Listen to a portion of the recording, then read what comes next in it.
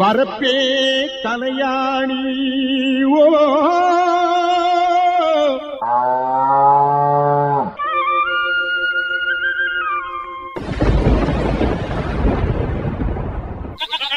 வாய்க்காலே பஞ்சுமெத்தே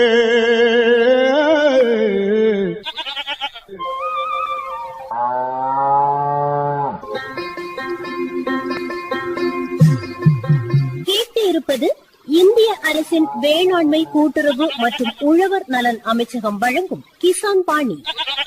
இது உழவர் பெருமக்களுக்கான வேளாண் வானொலி.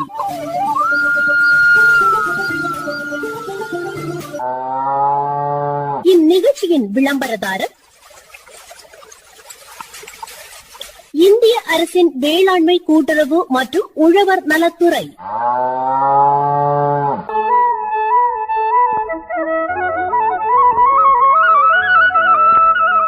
கண்ணம்மா, உன் வயல் பக்கம் வழி தான் வந்தேன். வார வழியில் உன் வயலை பார்த்தேன். வயல் ஃபுல்லாக களை நல்ல ஒசர மாட்டு நிற்கி. இந்த விதை எங்கேருந்து வாங்கின? விதை நேர்த்தி ஒன்றும் பண்ணலையா? எனக்கும் அதை நினச்சி தான் ஒரே சங்கடம் எட்வின். நான் ஒரு விவசாயிகிட்ட இருந்து வாங்கினேன். நல்லா தான் விதை இருக்கும் அப்படின்னு சொல்லிட்டு நம்பி வாங்கினேன். பார்த்தாச்சு அப்படின்னு சொல்லியாச்சுன்னா களவான்கள் அதிகமாக இருக்குது. என்ன செய்ய? இப்போ அந்த வயலை எனக்கு பார்க்கறதுக்கே பரிதாபமாக இருக்குது. அதனால் இப்போலாம் அடிக்கடி வயலுக்கு போகிறதே இல்லை. இவங்க தான் அப்பப்போ போய் தண்ணி பாய்ச்சறதும் அதை அப்புறம் அப்படி திறந்து விடுறதும் காய்ச்சலும் பாய்ச்சலுமாட்ட பண்ணிட்டு இருக்காங்க. ஐயோ, வேளாண்மை துறையில் சார்பாக விவசாயிகளுக்குன்னு பார்க்கும்போது விதைகளே கொடுக்குறாங்க. அங்கிருந்து சான்று பெற்ற விதை வாங்கி போட்டிருந்தேன்னு பார்க்கும்போது இந்த களவான் விதை வர வாய்ப்பு இல்லையே. அப்படியா எட்வின்? பாத்தியா, நான் வாங்கிட்டையாவது ஒரு வார்த்தை கேட்டிருக்க மாட்டேனா? சரி, நீ நெல் விதை வாங்கி போட்ட. சரி, அதை விதை நேர்த்தி பண்ணியா? அவங்க தந்தாங்க, நான் போட்டேன். ஐயோ, அதை ஊற வச்சு நம்ம விதை நேர்த்தி பண்ணியிருந்தேன்னு பார்க்கும்போது நோய் தாக்குதல் குறவாயிருக்குஞ்சு. அதான் தெரிஞ்ச ஆட்கள்கிட்ட கேட்கணும்னு சொல்லுது. உனக்கு யாராவது தெரியுமா? அடுத்த தடவையாவது நல்ல விதமாக நான் நடவு பண்ணுவேன்ல. நீ கூட யாராவது இருக்காங்களான்னு கேட்டே இல்லையா? அது ஒவ்வொரு டிபார்ட்மெண்ட்லேயே ஒவ்வொரு அதிகாரிகள் இருக்காங்க. அவங்கள்ட்ட போய் நீ கேட்டிருந்தேன்னு பார்க்கும்போது ஒவ்வொரு சிஸ்டமாட்ட அவங்க சொல்லி தரஞ்சாங்க. அப்படி யாராவது இதை பற்றி உன்கிட்ட சொல்லியிருக்காங்களா எட்வின்? ஆமாம், இன்னைக்கு இரவு 7:30 நம்முடைய கிசான் வாணி நிகழ்ச்சியில் புதப்பாண்டி வட்டார வேளாண்மை உதவி தொழில்நுட்ப மேலாளர் எல் ஆல்வின் விஜயகுமார் அவங்க இன்னைக்கு பேசுகிறாங்க. அது கண்டிப்பாக கேட்கணும். கேட்டியா? கேட்டுட்டு கண்டிப்பாக அடுத்த தடையாவது நீ நெல் நடவு நல்லா பண்ணு. சரி எட்வின். சார் வணக்கம். வணக்கம் சார். சார், இப்போ புதப்பாண்டி வட்டாரத்தை பொறுத்தவரை பார்க்கும்போது எவ்வளோ ஹெக்டேர் பரப்பில் விவசாயிகள் நெல் சாகுபடி செய்கிறாங்க?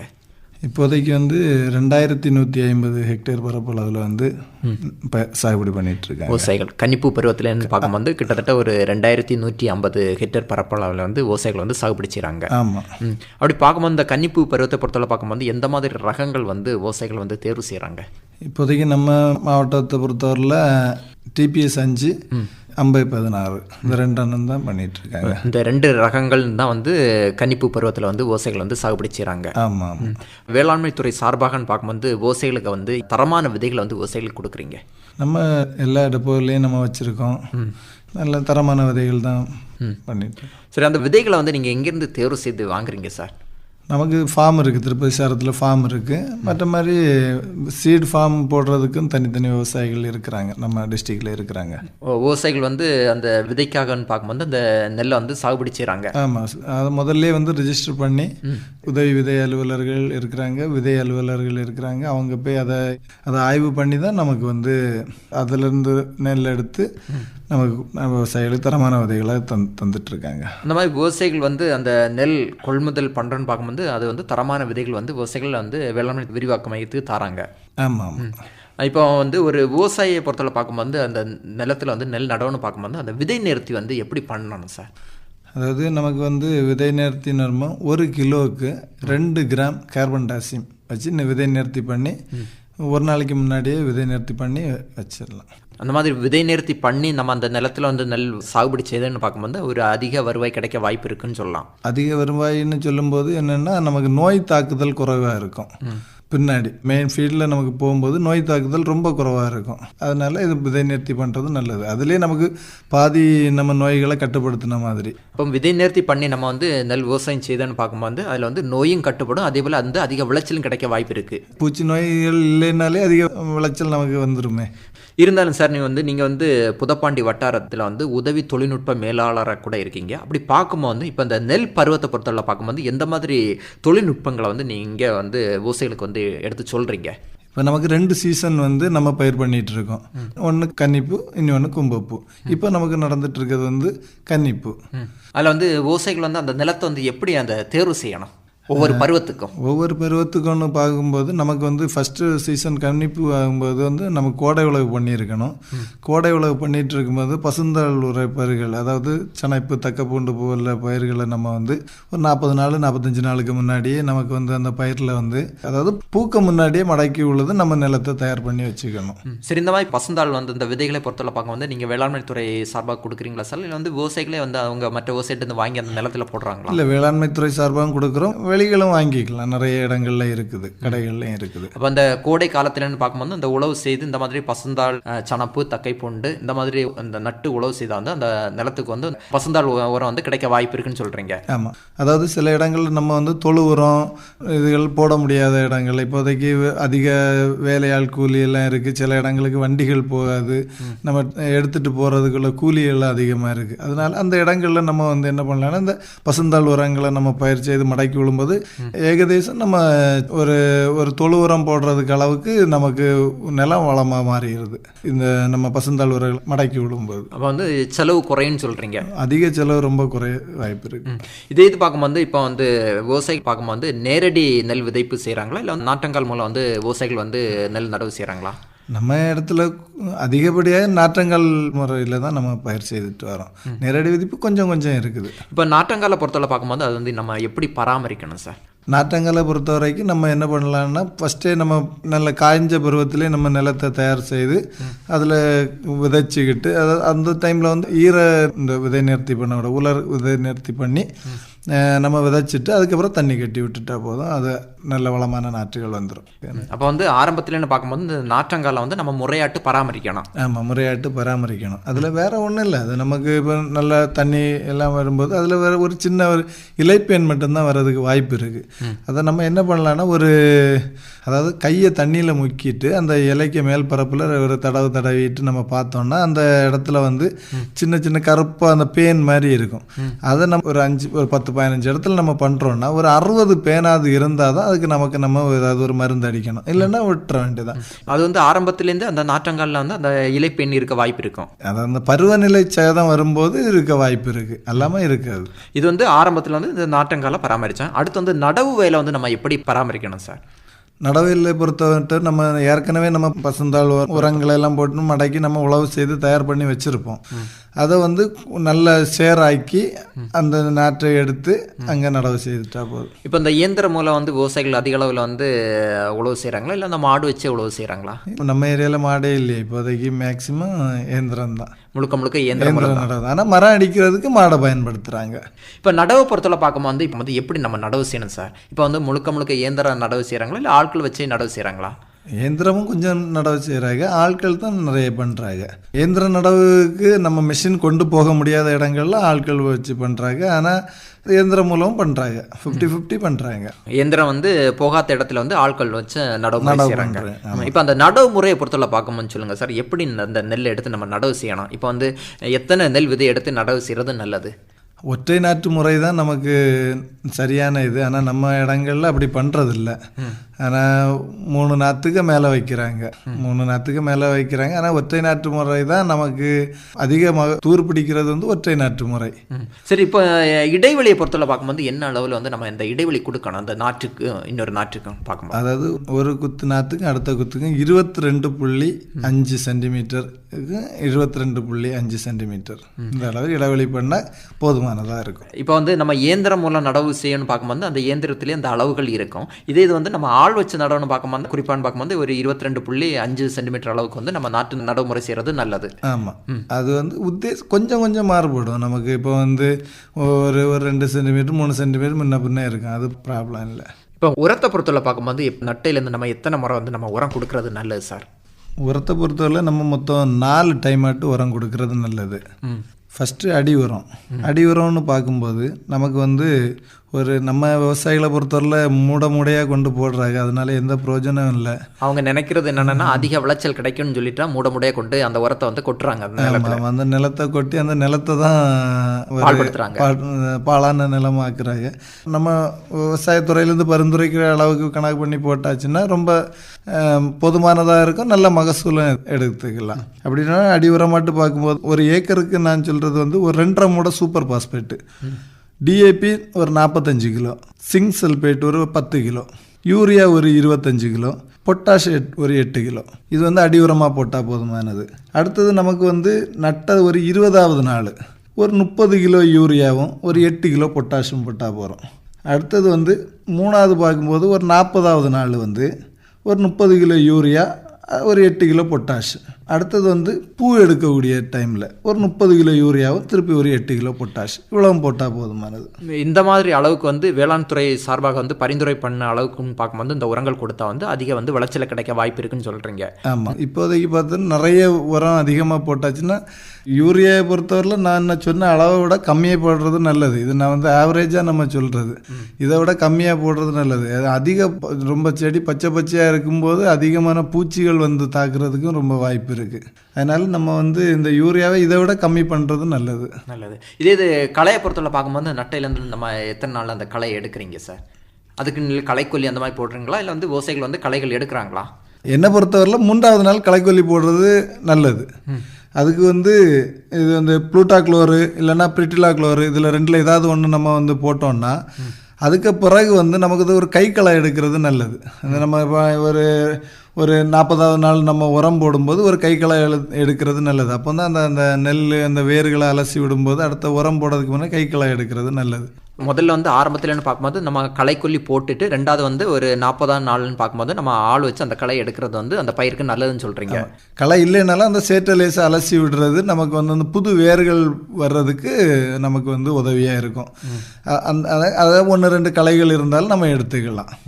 இப்போதைக்கு நமக்கு டெப்போக்களில் வந்து எல்லா இடத்துலையுமே நெல்லுக்கு நுண்ணூட்ட உரங்கள் நிறைய இருக்குது. இப்போ நுண்ணூட்ட உரங்கள் நம்ம வந்து இப்போ அதிகமாக கொடுக்கும்போது நெல் விளைச்சல் இன்னும் அதிகப்படுத்தலாம். அதாவது நமக்கு தெரிஞ்சது மொத்தமே பேரூட்ட சத்துக்கள் மட்டுமே நம்ம அதிகமாக பயன்படுத்திட்டு வரோம். மொத்தத்தில் நம்ம நெல்லை பொறுத்தவரை கிட்டத்தட்ட 16 வகை சத்துக்கள் நம்ம கொடுக்கணும் ஒரு நெல் பயிருக்கு பொறுத்தவரையில். அதாவது முதல் நிலை சத்துன்னு சொல்லிட்டு நைட்ரஜன், பாஸ்பரஸ், பொட்டாஸ், இந்த என்பிகேன்னு நம்ம சொல்லுவோம், இதை ஃபஸ்ட்டு கொடுக்குறோம். அடுத்து 2ஆம் நிலை சத்துன்னு சொல்லிட்டு வரும்போது கால்சியம், மெக்னீசியம், கந்தகம், இந்த 2வது. அதாவது இன்னும் 3வது நிலை சத்துகள்னு இருக்குது.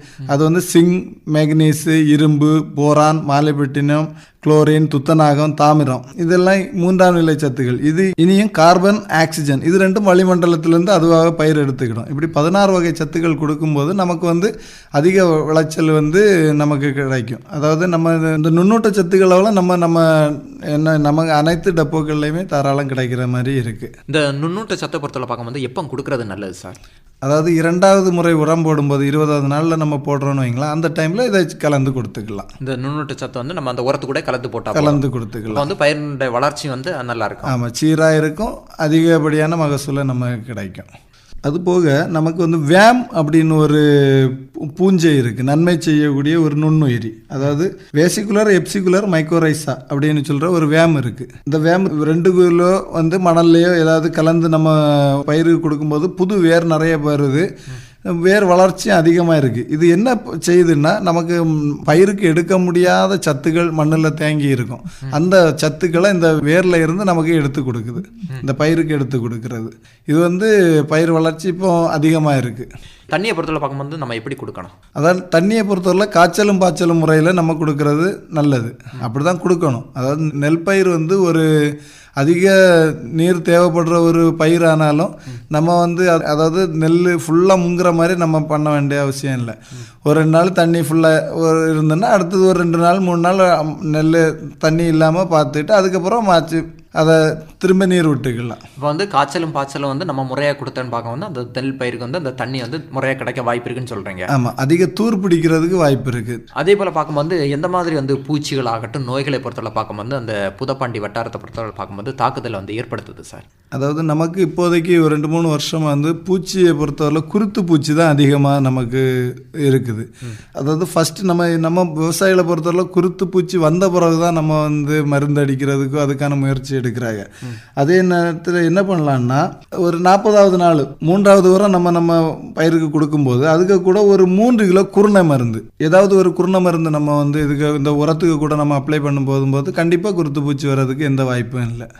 குருத்து பூச்சி தான் அதிக சேதத்தை ஏற்படுத்துறது நம்ம மாவட்டத்தை பொறுத்தவரையில். அதே மீறி நமக்கு குருத்து பூச்சி வந்துருச்சுன்னா ப்ளூபெண்டமைன் அப்படின்னு ஒரு மருந்து இருக்குது. அது வந்து ஒரு 20 மில்லி போதும் ஒரு ஏக்கருக்கு. இது வந்து குருத்து பூச்சிக்கு மட்டும் இல்லாமல் இலை மடக்கு புழுன்னு இருக்கும், இலையை மடக்கி வச்சு அந்த பச்சையத்தை சுரண்டி விடணும். இந்த 2 பூச்சிகளுக்குமே இது கட்டுப்படுத்திடும். இனி ஒரு பூச்சி என்னென்னா புகையான்னு ஒரு பூச்சி தாக்கும். அது என்னென்னா வட்ட வடிவில் பயிரை பொறுத்தவரை பயிரே மொத்தமாக அழிஞ்ச மாதிரியே இருக்கும். அதுக்கு வந்து நம்ம இமிடா குளோரிபைட் இன்னும் ஒரு மருந்து இருக்குது. அது 50 மில்லி ஒரு ஏக்கருக்கு போதுமானது. அதை நம்ம பயிர்களுக்கு கொடுக்கும்போது அது வந்து கட்டுப்படுத்திடலாம். அடுத்தது இனி ஒன்று கதிர்நாவாய் பூச்சின்னு ஒரு பூச்சி வருது. அது வந்து மாலத்தியான் வந்து ஒரு 200 மில்லி ஒரு ஏக்கருக்கு ஒரு 200 மில்லி வச்சு நம்ம தெளித்தோம்னா அதை கட்டுப்படுத்திடலாம். அப்போ இவ்வளோதான் நம்ம இதில் வர்றது. இதுவரை பூச்சிகளை பொறுத்தவரை பார்க்கும்போது இந்த மாதிரி மருந்துகள் மூலம் வந்து நம்ம கட்டுப்படுத்திடலாம். நோய்களை பொறுத்தவரை பார்க்கும்போது எந்த மாதிரி நோய்கள் வந்து இந்த நெல் பயிருக்கு தாக்கத்தை ஏற்படுத்துது சார்? நோயை பொறுத்தவரையில் குலை நோயின்னு ஒரு நோய் வருது.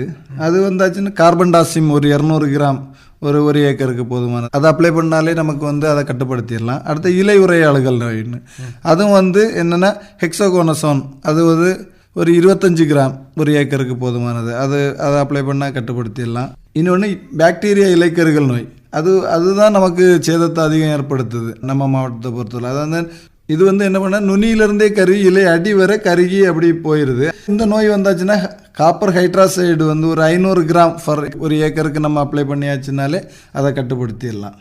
சரி, இப்போ இந்த மாதிரி நோய்களாகட்டும் பூச்சிகளாகட்டும் இந்த மாதிரி தாக்குதல் ஏற்படுத்தணும்னு பார்க்கும்போது நீங்கள் வேளாண்மை துறை சார்பாக வந்து நீங்கள் அந்த நிலத்தை வந்து எப்படி கண்காணிக்கிறீங்க சார்?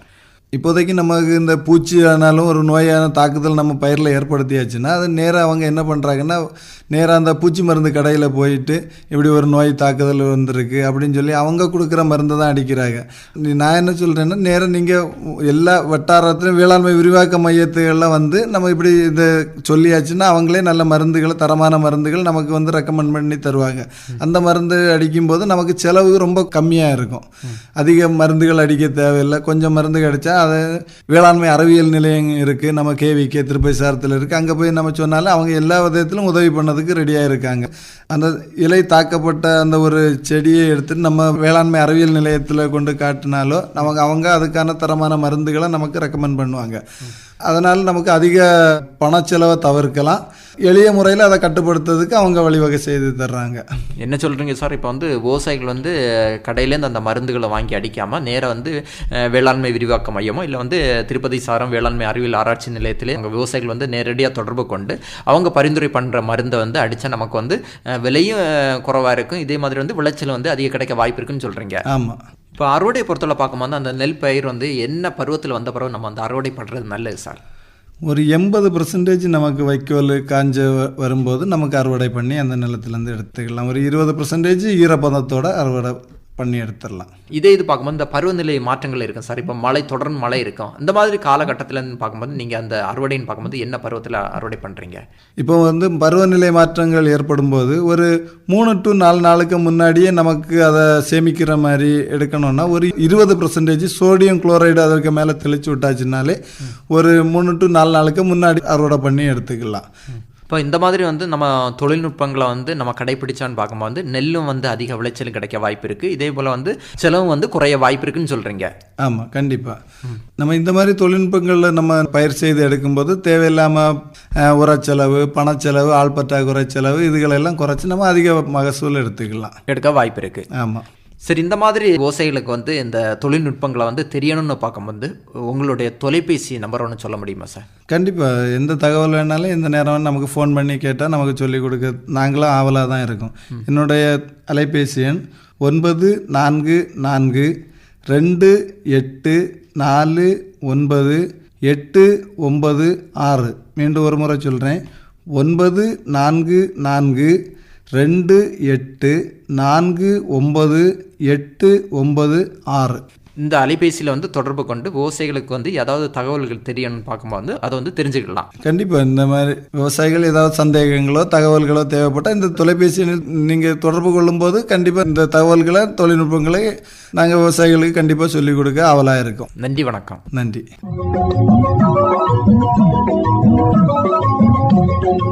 இதுவரை நெல் சாகுபடி தொழில்நுட்பங்கள் நேர்முகம் கேட்டீர்கள். பங்கு பெற்றவர் பூதப்பாண்டி வட்டார வேளாண்மை உதவி தொழில்நுட்ப மேலாளர் எல் ஆல்வின் விஜயகுமார் அவர்கள். உடன் உரையாடியவர் டி எட்வின் ஜெயராஜ். இதுவரை கேட்டது இந்திய அரசின் வேளாண்மை கூட்டுறவு மற்றும் உழவர் நலன் அமைச்சகம் வழங்கிய கிசான் பாணி. இது உழவர் பெருமக்களுக்கான வேளாண் வானொலி.